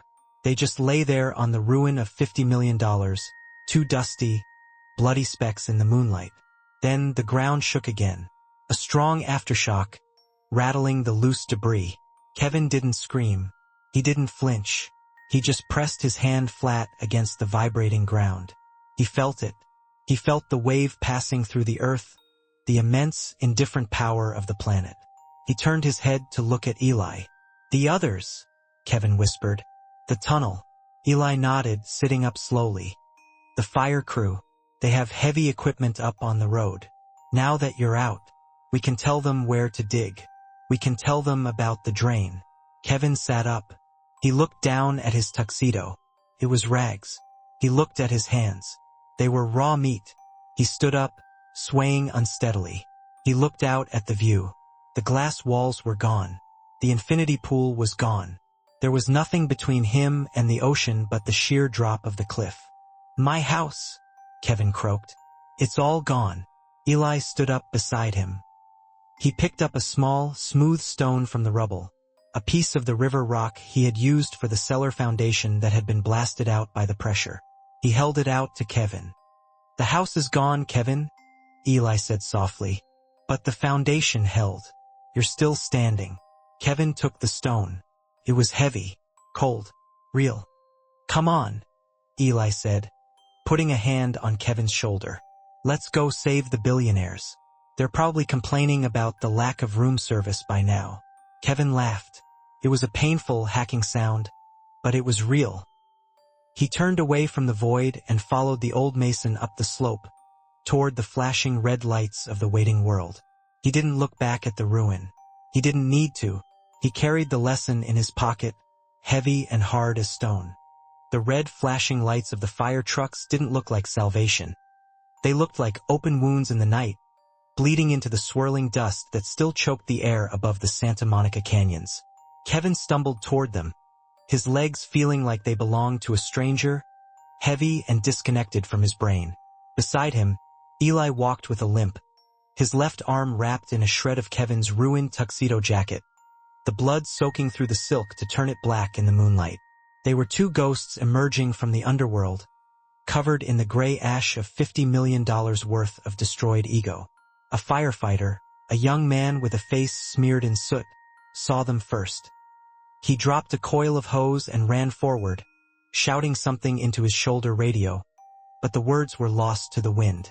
Kevin didn't hear him. He was listening to the silence behind him, the terrifying quiet of the earth that had swallowed his masterpiece. He was listening for the heartbeat of the 15 people still trapped in the stone lung of the mountain. "Stop!" the firefighter yelled, holding up a hand as they reached the perimeter tape. "Sir, you need to sit down." "Medics!" Kevin brushed the hand away. He didn't want a medic. He wanted a drill. "The drainage pipe," he croaked, his voice a broken ruin of its former authority. "You have to dig at the drainage pipe." The battalion chief, a burly woman with eyes that had seen too many landslides, strode over. She looked at Kevin, at the shredded clothes, the raw, bleeding hands, the 1,000-yard stare, and then at the old man beside him. "We can't send men down there," she said, her voice firm but not unkind. "The slope is liquefying. We have geologists on the way, but until they give the green light, that ground is a death trap." "They don't have until the geologists get here," Kevin said. He wasn't shouting. He was speaking with a cold, crystalline clarity. "The aquifer has breached the cellar. The water is rising. They are in the 1924 storm drain, lateral section, approximately 40 feet below the ridge line. If you wait for the soil report, you are recovering bodies." The chief frowned, looking at her tablet. "We don't have a map for a storm drain. The blueprints for the summit show solid bedrock there." "The blueprints are a lie," Kevin said, and the confession tasted like ash in his mouth. "I drew them. I erased the past to build the future. But the past is the only thing holding them up right now." He turned to Eli. "Show her." Eli stepped forward. He didn't have a tablet. He didn't have a laser pointer. He knelt in the dirt, the headlights of the fire truck illuminating his battered frame. He picked up a stick. With a trembling hand, he drew a line in the dust. "Here is the ridge," Eli rasped, his voice rough with exhaustion. "Here is the old creek bed. The pipe runs here. It vents into the ravine about 50 yards east of the main slide." The chief looked at the drawing in the dirt, then at the chaotic landscape of the slide. She looked at Eli's hands, hands that were shaped by the very materials they were discussing. She saw something there that no sensor could detect. Certainty. "Captains," she barked, turning to her crew, "get the sonic sensors to the ravine. Bring the jaws. If there's a pipe, we find it. Move." The next hour was a blur of noise and light that felt surreal to Kevin. He sat on the bumper of an ambulance, refusing the oxygen mask, his eyes fixed on the darkness of the ravine. A medic cleaned his hands, picking grit out of the raw flesh, but Kevin didn't feel the sting. He was numb. He was replaying the last year of his life in his head. Every arrogant email, every dismissal of Eli's warnings, every time he had chosen aesthetics over reality. He had built a glass house on a breathing mountain and called it genius. "They found it!" The shout came from down the slope. A spotlight swept across the brush, illuminating a concrete culvert half buried in mud. Kevin stood up, ignoring the medic's protest. He limped to the edge of the ridge. They were cutting the grate. Sparks flew in a shower of gold, beautiful and violent. Then the grate fell away. A muddy hand reached out. Kevin held his breath. One by one they came out. First Elena, the server, sobbing, covered in slime. Then the other guests, stripped of their finery, reduced to shivering, grateful animals. Marcus came out, cradling his broken arm, looking up at the sky as if he had never seen stars before.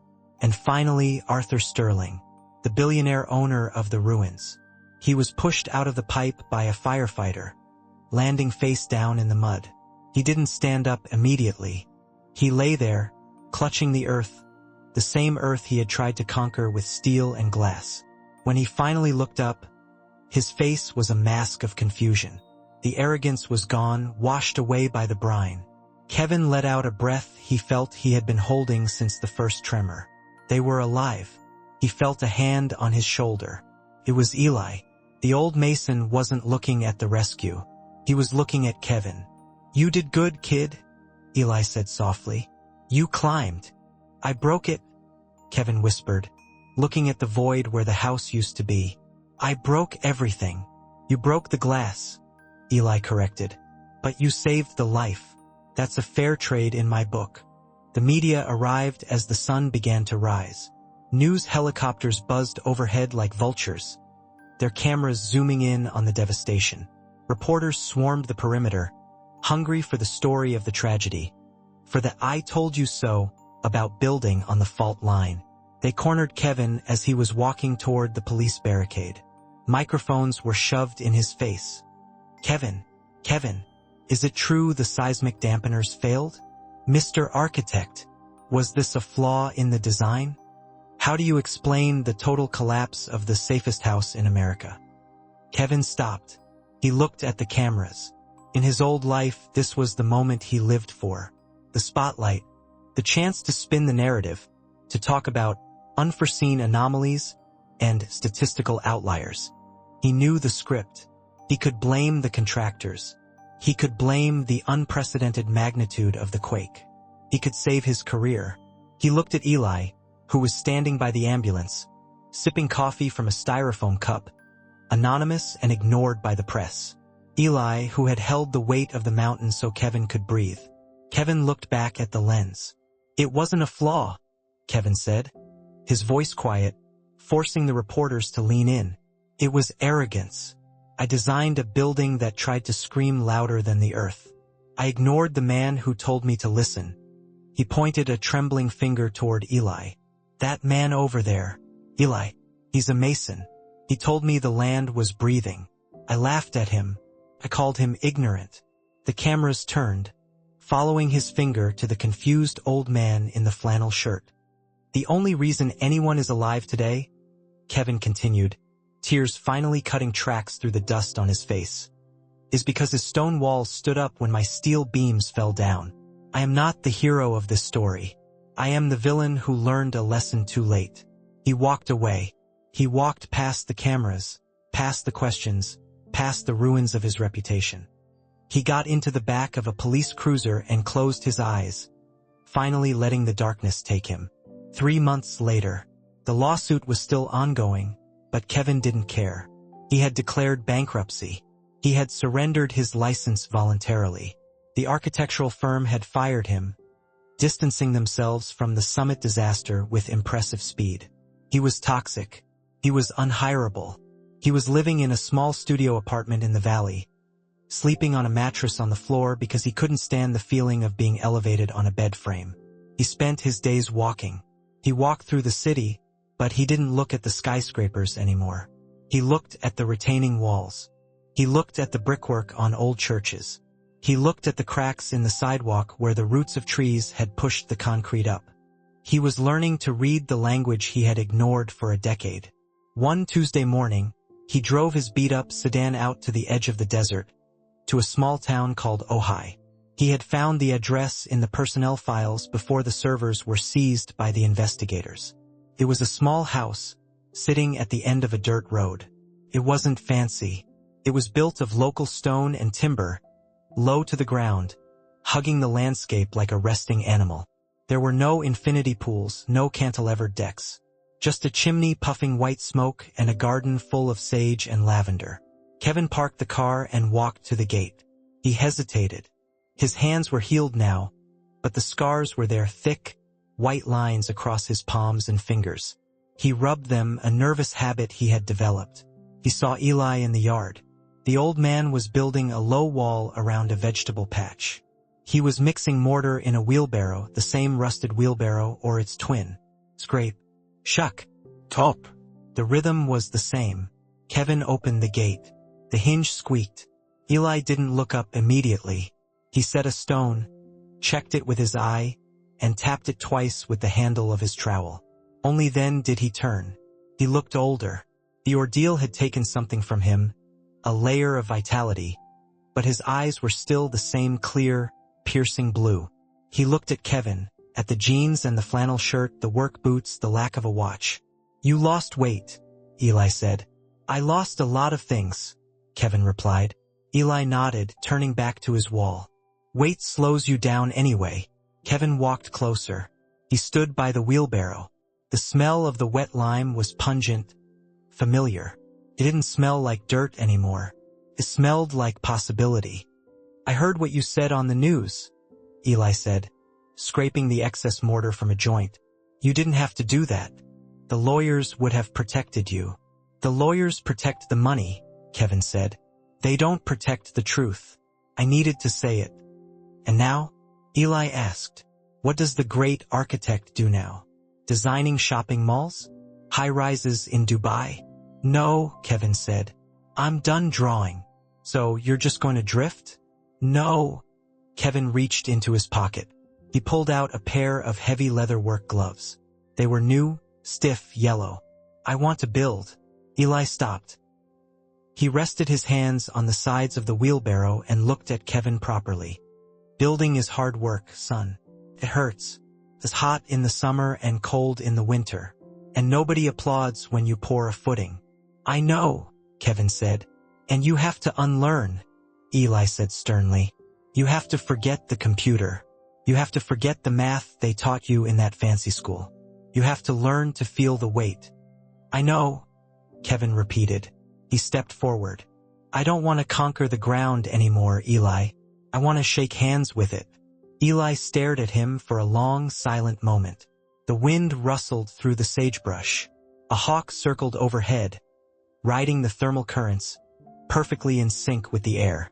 Finally, a slow, crinkling smile spread across Eli's weathered face. He kicked a spare trowel that was lying in the grass toward Kevin. "Well," Eli said, picking up a jagged, ugly rock, "don't just stand there looking pretty. This mortar is setting up. Grab a rock." Kevin put on the gloves. He picked up the trowel. Felt heavy, awkward, but real. He bent down and picked up a stone. He felt its weight, its center of gravity. He looked at the wall not as a barrier, but as a conversation between the earth and the hand. He placed the stone. It wobbled. "Wrong side," Eli corrected gently, not looking up. "Turn it. Let the heavy side sit in the bed."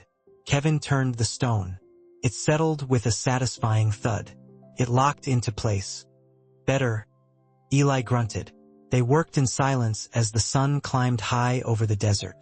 There were no drones, no sensors, no accolades, just the sound of metal on stone, the scrape of the trowel, and the breathing of two men working in rhythm with the turning world. Kevin looked at the stone he had just laid. It wasn't perfect. It was rough. It was humble. But he knew, with a certainty he had never felt in any skyscraper, that it would stand. It would stand when the wind blew. It would stand when the earth shook. It would stand because it wasn't trying to be a god. It was just being a stone. And for the first time in his life, Kevin felt that he was standing on solid ground.